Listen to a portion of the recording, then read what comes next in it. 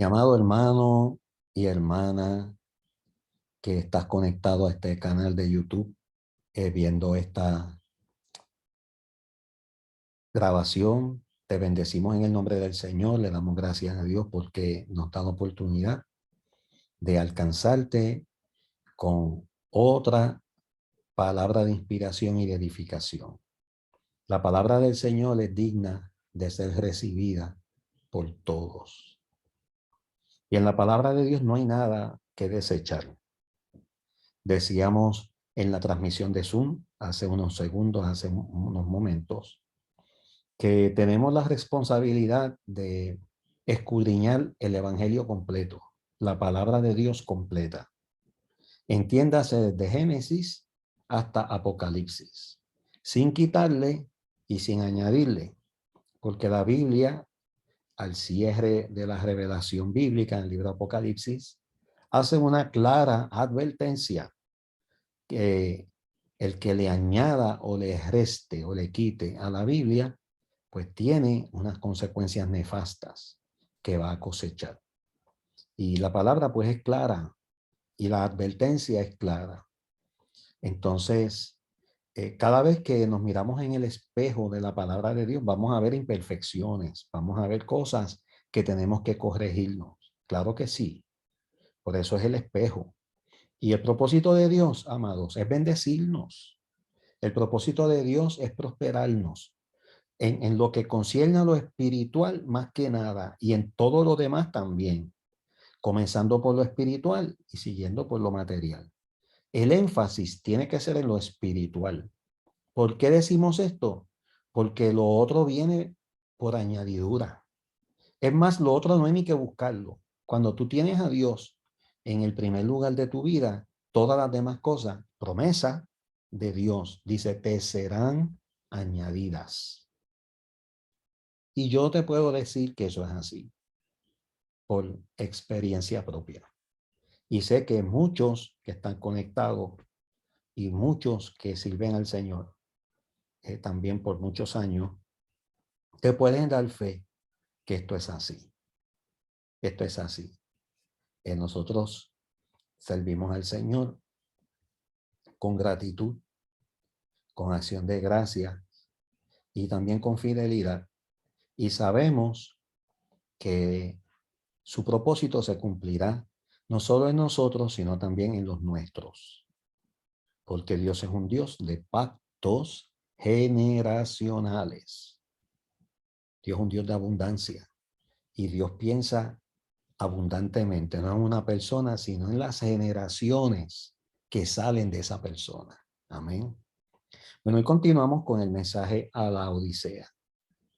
Es la última de las 7 iglesias del Asia Menor, a las cuales el Señor Jesucristo le escribió una carta por medio del apóstol Juan.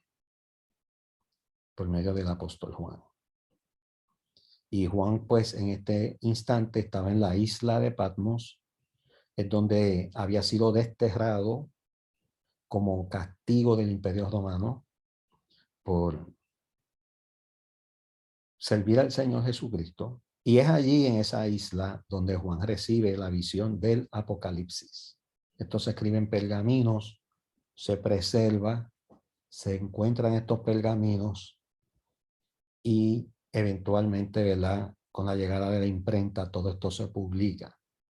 Pero sí hay pergaminos originales, sí se escribía estas revelaciones bíblicas y sí se hacían versiones o traducciones, ¿verdad? Todo esto en monasterios, duplicaciones de estos pergaminos, algo bien tedioso ya con la llegada de la imprenta. Como todos sabemos, el primer libro que se lleva a la imprenta es la Biblia. Y el libro que más se ha publicado, y jamás ningún libro lo alcanzará, jamás, es la Biblia. Es la Biblia. Bueno, este mensaje a la iglesia de la Odisea, nosotros la semana pasada nos quedamos en Apocalipsis 3:19 y hoy pues vamos a Apocalipsis 3:20. Y el tema o el primer tema de esta noche o de este día, puede ser que sea de día de mañana, cuando tú estás viendo este estudio, esta grabación, el primer tema es una exhortación. Y Apocalipsis 3:20 es un texto muy conocido y todos los que practicamos el evangelismo personal nos lo sabemos de memoria. He aquí, yo estoy a la puerta y llamo. Este es el texto que utilizamos para el cierre del llamado, o sea, para hacerle la invitación a la persona si quiere aceptar a Cristo o no, porque acuérdate, el Señor es un caballero. El Señor toca a la puerta, Él está a la puerta y llama, pero queda de la persona abrirle y recibirle o no abrirle y rechazarle. Dice, si alguno oye mi voz y abre la puerta, ese si alguno lo vamos a discutir un poquito más adelante, porque dice si alguno. Dice, oye mi voz y abre la puerta, entraré a él y cenaré con él y él cenará conmigo. Como hemos visto, la situación era realmente grave. Tal era así que el Señor ya no estaba en medio de la iglesia, como presenta Apocalipsis capítulo 1, verso 12 y 13, sino que en la iglesia de la Odisea, Cristo estaba afuera y estaba llamando a la puerta para que le permitieran entrar. Esto describe una situación insólita. Una iglesia que se hace llamar la iglesia de Jesucristo, que piensa que no necesita a Jesucristo y lo deja afuera. Es algo hasta inconcebible. ¿Cómo se va a llamar iglesia de Jesucristo si piensa que no necesita a Jesucristo y peor aún lo sacaron de la iglesia y lo dejaron fuera de la iglesia? Así que como no podía ser de otra manera, el Señor los trata como incrédulos. Qué tremendo esto, hermano. Qué tremendo. Porque hace unos minutos en la transmisión en vivo en Zoom, yo estaba hablando de la preocupación genuina que hay en mi espíritu, en mi corazón, en mi alma, y yo estoy orando, yo estoy pidiendo a Dios que intervenga, porque estoy viendo cada vez más y más ministros y más iglesias que están volviendo al judaísmo, están volviendo al judaísmo y están sacando de su ecuación a Jesucristo. Y prácticamente se quedaron con los primeros 5 libros de la Biblia y no salen de ahí. Y el resto de la Biblia lo han eliminado.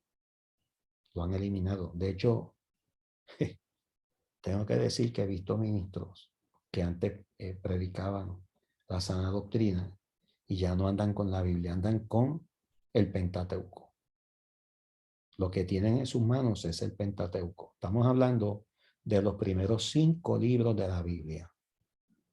Y pues han dejado a Cristo fuera.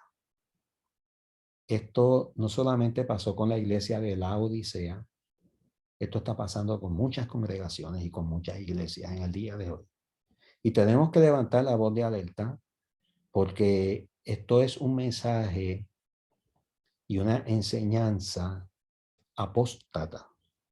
¿Qué es apostasía? Es desviarse de la sana doctrina. Desviarse, salirse de la sana doctrina. Y volvemos a la advertencia que tiene la Biblia al final, el que le quite o le añada. Y hemos visto cómo estas iglesias y estos ministros, para mantener su enseñanza del Padre nada más, sin el Hijo, pues han recurrido a quitarle de la Biblia 61 libros. Oye, 61 libros para quedarse con 5 de los 66. Increíble, increíble. Entonces, en el caso de una persona que saca a Cristo de su ecuación, el Señor los trata como incrédulos.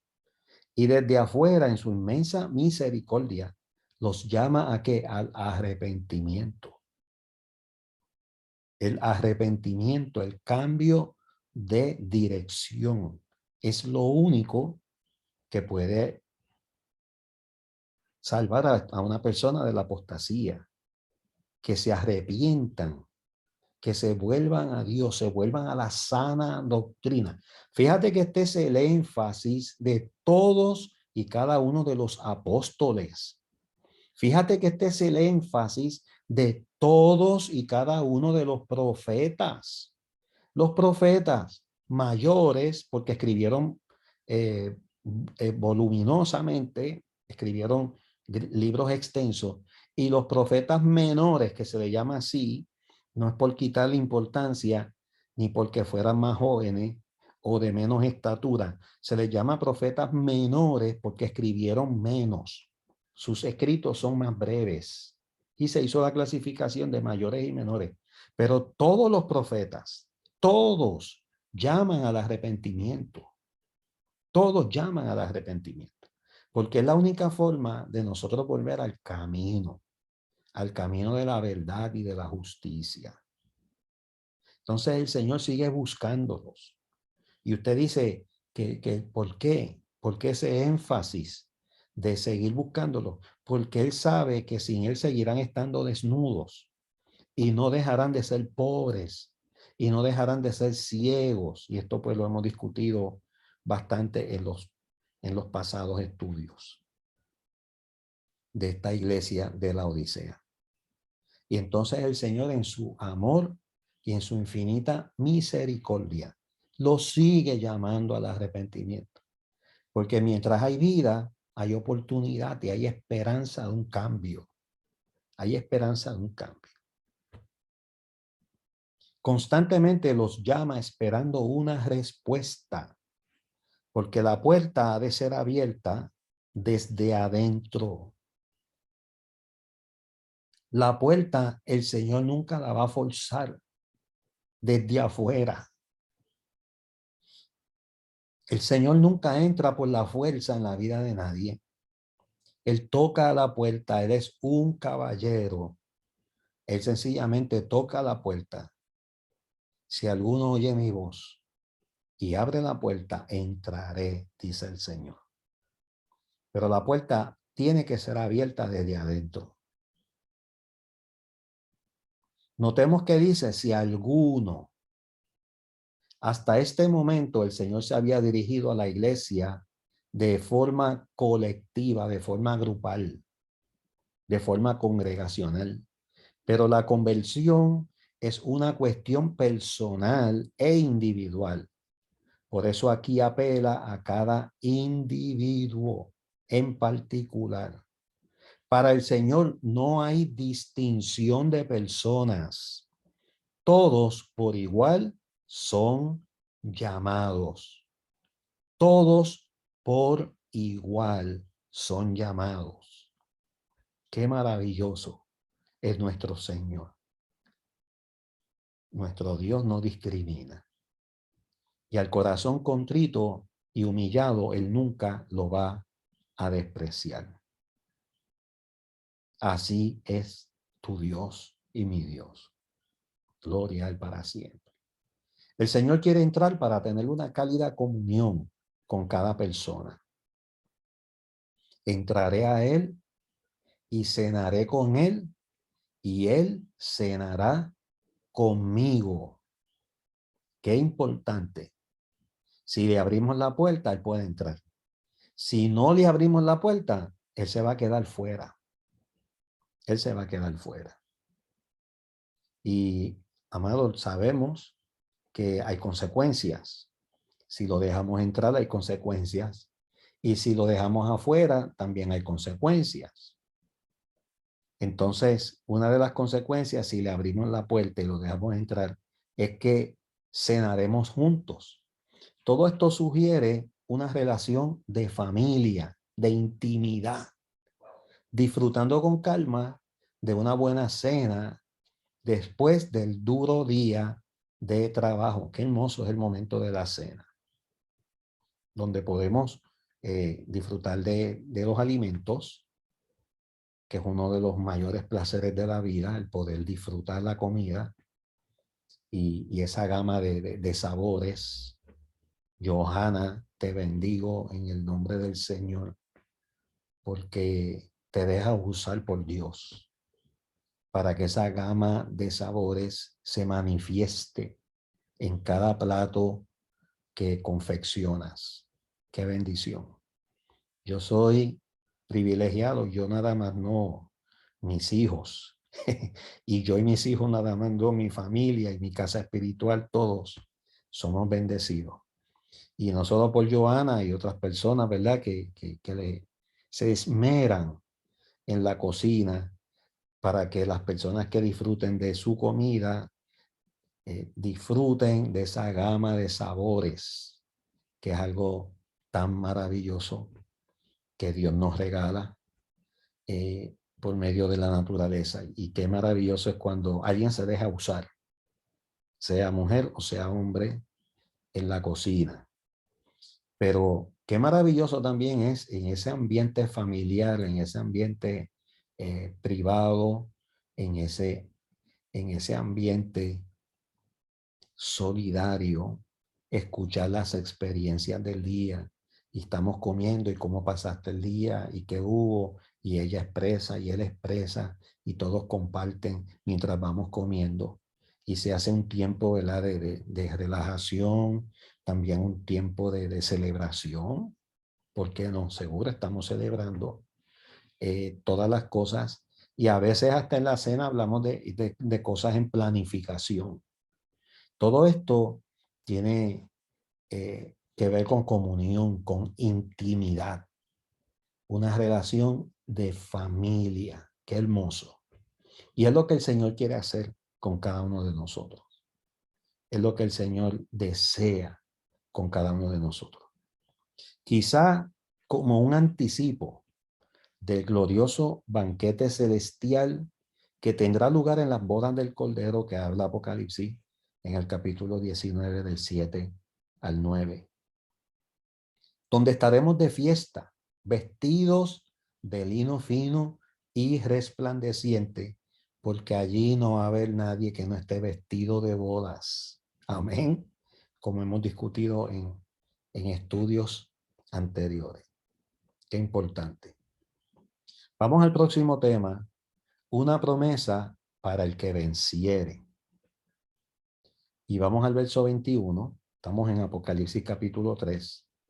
Verso 21. Al que venciere, le daré, está hablando Jesucristo, que se siente conmigo en mi trono, así como yo he vencido y me he sentado con mi Padre en su trono.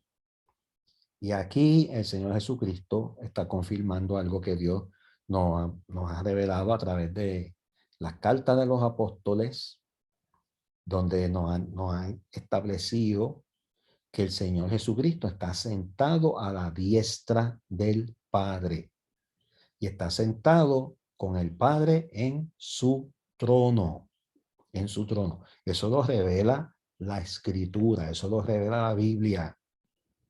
Eso lo revela la palabra revelada, que en la actualidad Jesucristo está sentado con el Padre. Fíjense aquí en esta carta cómo él así lo manifiesta.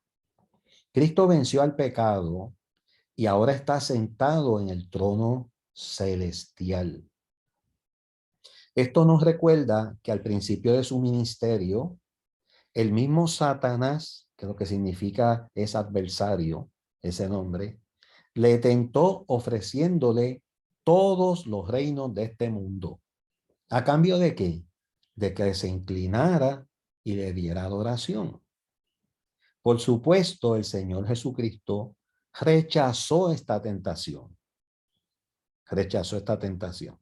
Que cuando usted estudia esta porción bíblica en los evangelios, se da cuenta que fue una tentación triple. O sea, fue una triple tentación. Y también importante, el diablo no mandó a ninguno de los espíritus inmundos a tentar a Cristo. Él fue personalmente a tentarlo. ¿Okay? Y el Señor Jesucristo le contestó diciendo, solamente vas a adorar al Señor tu Dios. Y solamente vas a servir al Señor tu Dios. Tú eres un intruso. tú no mereces mi adoración ni la adoración de nadie. Y solamente yo voy a adorar al Señor mi Dios y solamente voy a servir al Señor mi Dios. El Señor le citó la palabra, y esta tentación aparece en el capítulo 4 de Mateo, verso 8 al 10, donde está la respuesta. Con su respuesta dejó claro que si para llegar a tener el mundo entero, esto implicaba dejar de adorar a Dios, entonces no lo quería. No lo quería. Para Dios, hermano, esto es bien importante. Esto es bien importante. Y yo creo que de todo este estudio de esta noche resalta en importancia este aspecto, este principio, esta enseñanza que vamos de inmediato a recibir y a escudriñar. Para Dios, la desobediencia es sinónimo de idolatría. Oye, yo no cuestiono ninguna instrucción de Dios. Ninguna en lo absoluto. Ninguna en lo absoluto. Yo veo esto como Naamán. ¿Se acuerdan? El general del ejército de Siria. El hombre estaba leproso.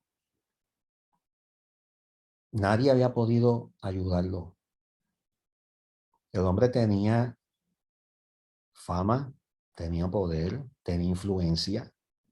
Estamos hablando de un general de un ejército. El hombre daba una instrucción y se obedecía.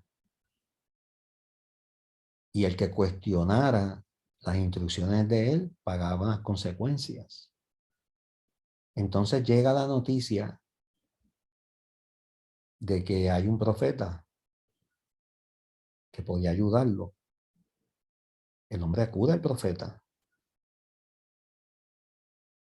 recibe unas instrucciones, oye, de parte de Dios, por supuesto, por medio del profeta, pero las instrucciones que recibió Naamán eran de parte de Dios. Tenía que sumergirse en las aguas del Jordán, que eran aguas turbias. No era la playa de Vieques, ni la playa de Culebras. Estamos hablando de una agua que no invitaba a nadie, ni a tocarla. Y el Señor le da unas instrucciones y le dice las veces que tenía que sumergirse. y vemos el pensar, la reacción. Y dice, oye, pero ven acá, tantos ríos hermosos. En el caso de nosotros, pensamos en Vieques, pensamos en Culebras, dice, y me tiene que enviar al Jordán. Pero él hace una introspección, él entra en un análisis interno. Y él termina diciendo, oye, ¿qué importa? Si estas son las instrucciones que he recibido de parte del Dios de ese profeta o de parte del profeta, y esto me va a sanar, olvídate que el agua esté contaminada o que esté turbia o que esté con lodo, yo voy a seguir las instrucciones. Oye, y la última zambullida, cuando salió, su piel salió como la piel, oye, de un niño, dice la Biblia. Se fue la lepra. ¿Qué fue lo que quitó la lepra? La turbulencia, los minerales, el lodo, la contaminación que podían tener las aguas. No, la obediencia. La diferencia fue la obediencia. Y si él no hubiera seguido las instrucciones al pie de la letra y se hubiera saltado una sola zambullida, se hubiera quedado leproso. Yo he aprendido, amado, a no cuestionar las instrucciones de Dios. Yo veo los debates en las redes, yo a veces por la radio. Wow, la gente, oye, la gente reacciona de una forma tan violenta, especialmente cuando le tocan el bolsillo. Yo me he dado cuenta que mucha gente es tolerante hasta que le tocan el bolsillo. Y yo les voy a decir esto, hermanos, de corazón. Yo no cuestiono las instrucciones de Dios. Oye, te voy a decir esto de corazón. Si la Biblia dijera que en vez del 10% le pertenece a Dios el 90% y que yo tengo que consagrar el 90% y yo quedarme con el 10%, ¿tú sabes qué? Yo lo hacía. Yo no cuestionaba. Porque yo sé que con ese 10 que yo me quedara iba a ser suficiente para yo suplir todas y cada una de mis necesidades y las necesidades de mi familia. ¿Por qué?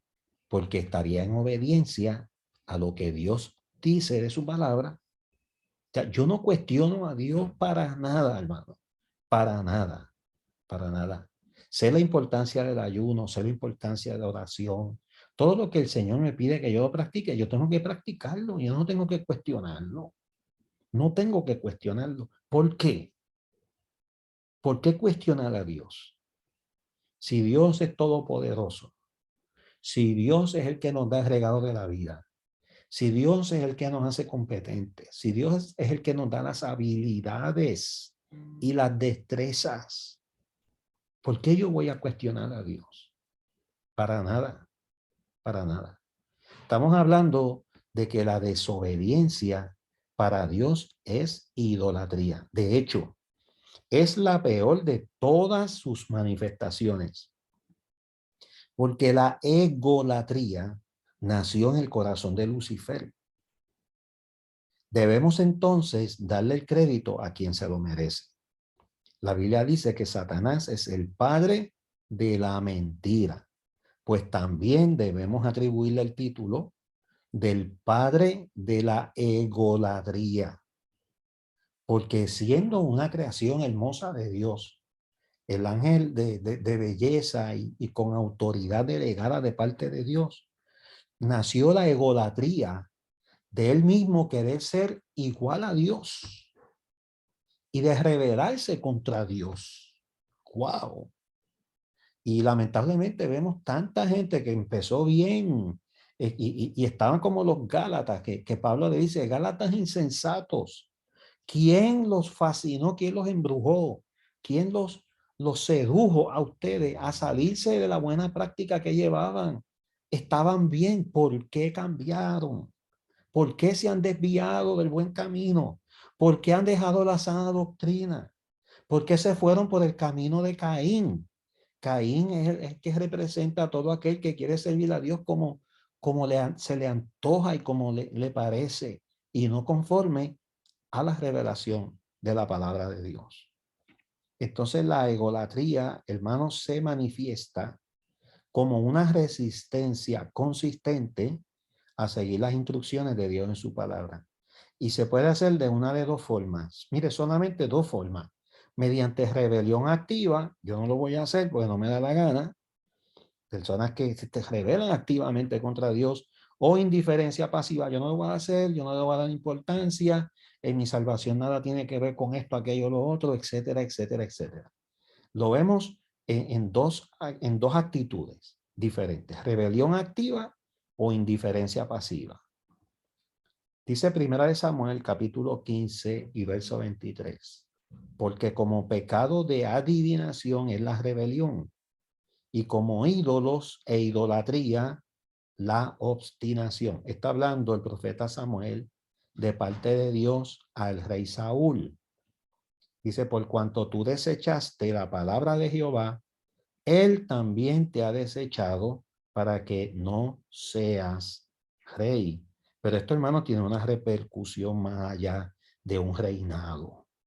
Oye, esto tiene que ver con la salvación. Esta es la razón por la cual muchos se perderán sin remedio. ¿Por qué? Porque el que desecha la palabra de Jehová será desechado por Jehová. Esa es la sentencia. Esa es la sentencia. El que desecha la palabra de Jehová será desechado por Jehová. Esto es una carrera en la cual, como dice Pablo, podemos ser descalificados ¿Por qué podemos ser descalificados si no seguimos al pie de la letra los pensamientos de Dios que están escritos en la palabra de Dios? Entonces tenemos que seguirlo al pie de la letra. Es una carrera, es como el atleta. Tiene su médico, tiene su entrenador, tiene sus compañeros de atletismo, recibe consejos aquí y allá, lo sigue, se tiene que ajustar a una dieta si quiere alcanzar la meta que se ha trazado. Porque fumando y alcoholizándose no va a lograr ser un buen atleta. Entonces, tiene que dejar un sinnúmero de cosas, tiene que dedicar tiempo al ejercicio, tiene que dedicar tiempo al descanso, tiene que cuidar el templo del espíritu, que es el cuerpo, y tiene que hacer unos sacrificios. Tiene que hacer unos sacrificios. Y en la palabra de Dios, en el evangelio, esto es una carrera que Pablo dice que tenemos que correrla. También con sacrificio, y que tenemos que cuidarnos de no ser descalificados. Lo cierto es que como a los de la iglesia de la Odisea, todos los días son una nueva oportunidad para desistir de la rebelión y arrepentirse de su obstinación y desobediencia y comenzar a hacerlo todo como Dios lo establece y no como se nos antoja a nosotros. Y te digo de parte de Dios y te lo digo de forma profética. Recibe esta palabra hoy de parte del Señor. Hoy es día de nuevos comienzos para ti. Te lo repito, hoy es día de nuevos comienzos para ti. Qué ejemplo para nosotros. Que el Señor nos ayude a entender que Él es el creador de todo y que teniéndole a Él, lo tenemos todo. Y que sin Él, nada de lo que podamos alcanzar, lograr o llegar a tener, vale la pena ni tiene sentido. Amén. Amén. Cristo venció por el camino de la cruz, dejando de ese modo un ejemplo a sus seguidores. Es verdad que como consecuencia de su fidelidad al Padre, fue crucificado, él fue humillado, a él le quitaron sus ropas. De hecho, sobre sus ropas echaron suertes para repartírselas entre los soldados. Y el hecho de que lo despojaron de su vestido era parte del castigo, porque la desnudez era una forma de oprobio, de vergüenza, de castigo. Y al Señor Jesucristo lo exhibieron desfigurado, prácticamente desnudo. Y en pocas horas murió.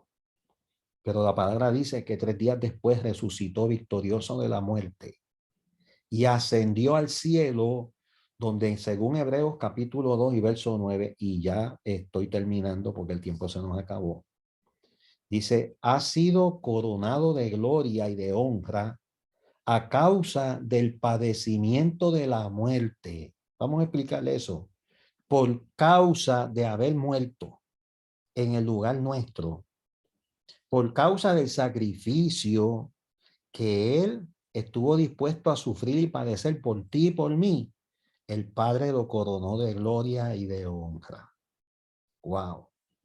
Entonces, ¿qué significa todo esto? Yo creo que aquí nos vamos a quedar en esta noche, que aquello que parecía, debo decir, la derrota de Cristo, fue en realidad su más grande victoria. Aquello que parecía la derrota fue en realidad su más grande victoria. Coronado de gloria, Hebreos 2:9, y de honra, sentado a la derecha de Dios el Padre.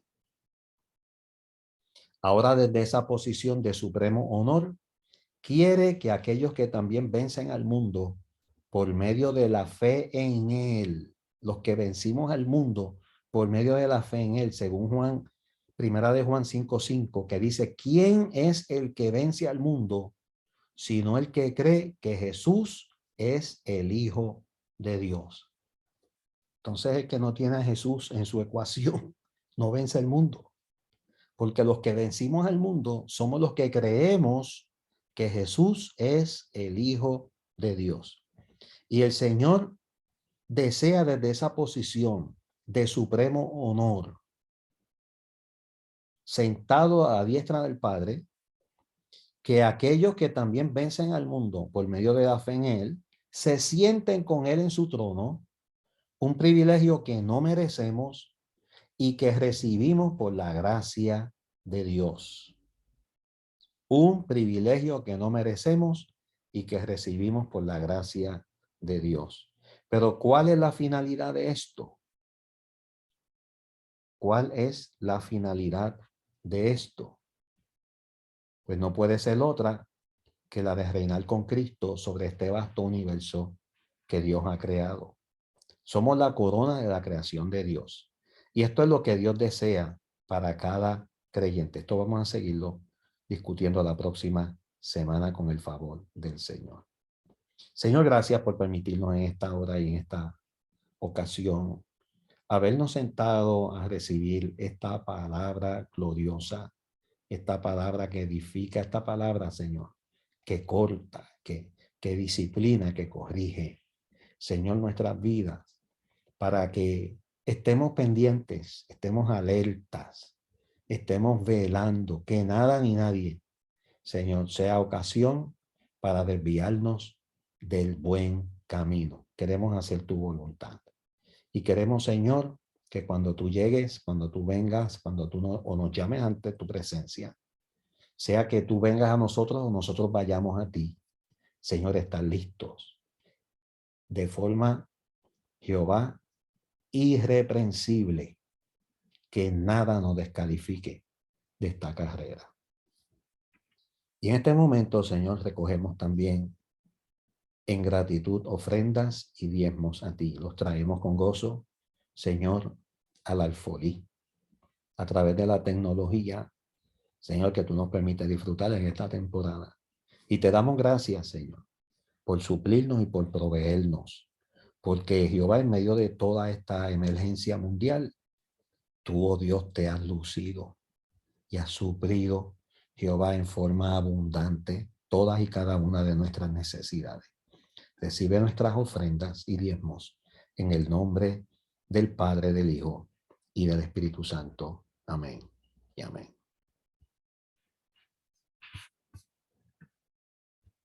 Mis amados, qué bendición y qué privilegio. Se nos acabó el tiempo. Me gustaría haber seguido.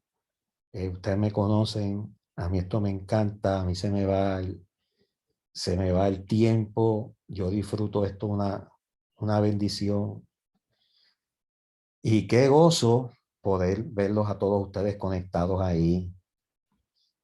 Josie, Elizabeth, Mari, Jenny, Sonia, Joana, María, Laura, Evelyn, Carmen Ortega, Nelson, Jochi, Jason, Carmen, Dori, Jesús Bulbo. Los quiero, los bendigo a todos ustedes. Les doy gracias a Dios por cada uno de ustedes. Y ¿saben qué, amados? Se me olvidó apagar la grabación. Así que voy a apagar la grabación. Denme un segundo.